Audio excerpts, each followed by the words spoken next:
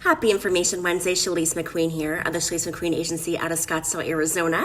I'll be doing a recap of our last 6 weeks on the topic of auto, so be sure to tune in next. So our first week, we talked about Arizona liability limits and how they changed. As of July 1st, Arizona liability limits increased from $15,030 to $25,050.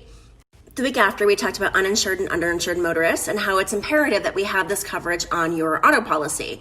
Again, the reason being, if you don't have this coverage and you have a run-in with one of these drivers, you can be left paying out of pocket.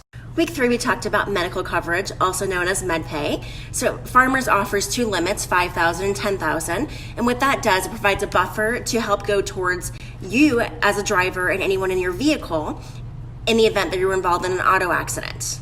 As a reminder, medical coverage comes in handy for those who don't have health insurance or have high deductibles on their health insurance.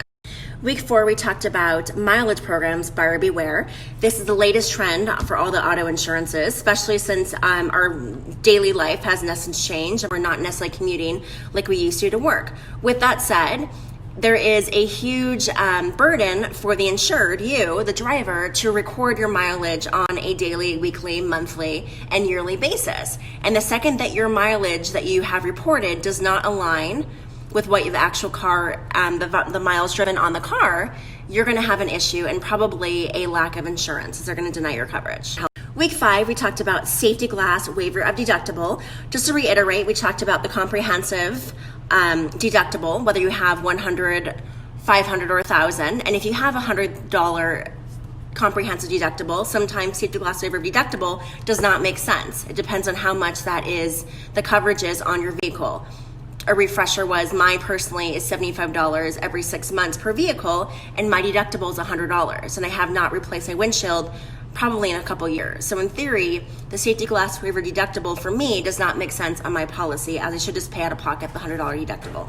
Last but not least, last week we talked about gap coverage.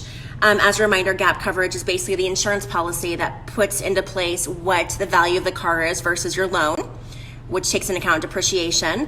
On average, a vehicle loses between about 20% the first year of depreciation and 15 to 18% every year after that. And so this comes in handy, especially when you have a loan where you put less than 20% down and or you carried your loan past 5 years out. As a reminder, make sure you get this policy from your insurance company, such as myself with Farmers Insurance, and not the dealership themselves, because they heavily upcharge this gap coverage. As let's be honest, they have to get the policy and they want to make some money on it. So you're gonna be paying probably 30% more, if not more than 30%, to have it go through the dealership. So definitely contact your girl at Farmers Insurance for a quote for your gap coverage before you make your next purchase. The purpose for me recapping today on the auto insurance is that it is a very important policy. Our vehicle is the largest risk that we take on a daily basis. And so it's important to make sure that we have the appropriate coverage to keep us out of court and out of being sued. As always, if you have any questions on today's recap or on any topic relating to insurance, please feel free to always email me at cmqueen@farmersagent.com or call me at 602-525-5665. We'll be bringing a brand new episode to you guys next week on a whole new topic, so be sure to tune in. As always, thanks for viewing, and we'll see you next week.